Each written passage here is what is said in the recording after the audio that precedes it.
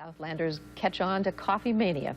Marianne Bannister tells us tonight in her special report, coffee is becoming more than a drink, it's a way of life. I love coffee, I love tea, I love the Java Jive and it loves me. We know it is Java, Joe, our morning lifeline. Oh, good. Delicious. Press down and pour. It comes pressed, brewed, steamed, and frothed. It's sugared, liqueured, creamed, and flavored. Double tall hazelnut no foam latte. It's coffee, and it's much more than a bunch of beans thrown into your morning pot. It's the trend of the 90s, the vice of choice, without the danger or guilt. I think it's a social thing as much as it is a taste thing. People can drink as much coffee as they want and still drive legally. Maybe that's why coffee houses have become the hot social scene, replacing bars as the site of late-night gatherings and entertainment.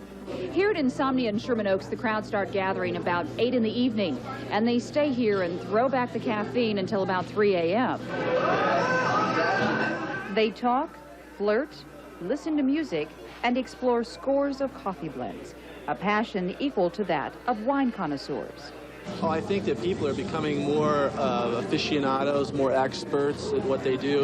And I think that as more time goes by, people start to understand the bean process, the roasting process, and they pick out their favorite coffees, their coffee drinks. And when we first opened, people would just point and say, I want that. And now they know exactly what they want. I feel it's a part of my life. It's a part of my peer group's lives. I mean, we get a lot out of being here. It seems like the environment allows us to open up and explore other people.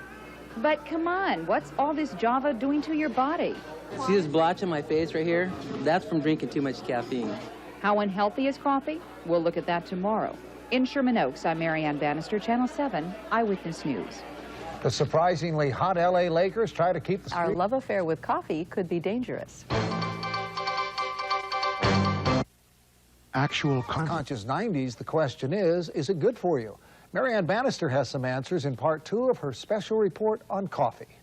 I'll have a decaf espresso. I'll have a double decaf cappuccino. Do you have any decaffeinated coffee ice cream? I'll have a half double decaffeinated half cap with a twist of lemon. Hollywood makes fun of it, but no doubt about it, Americans love their coffee.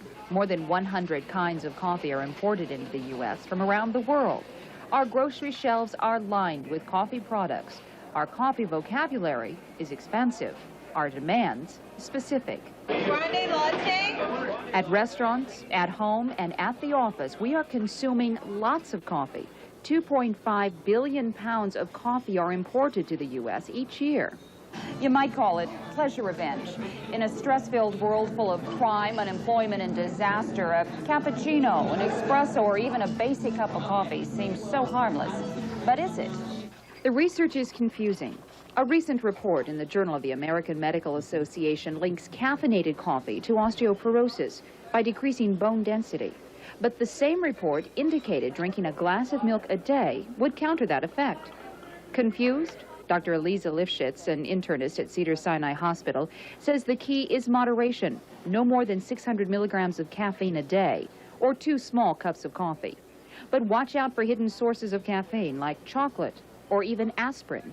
A lot of times we don't even know that we're taking caffeine. I mean, you might ask someone, do you drink coffee? They will say, oh, I only drink decaffeinated beverages. Nevertheless, if you ask them, do you take anything for headaches? And they tell you, well, I usually take 3 Excedrin a day. They're already taking caffeine. But most die-hard coffee drinkers aren't the least concerned about the health effects. It's nothing that's really controlled me. The caffeine I'm not really worried about. Coffee in some form has been consumed since the Emperor of China first brewed it in 2700 BC. We've made it this far.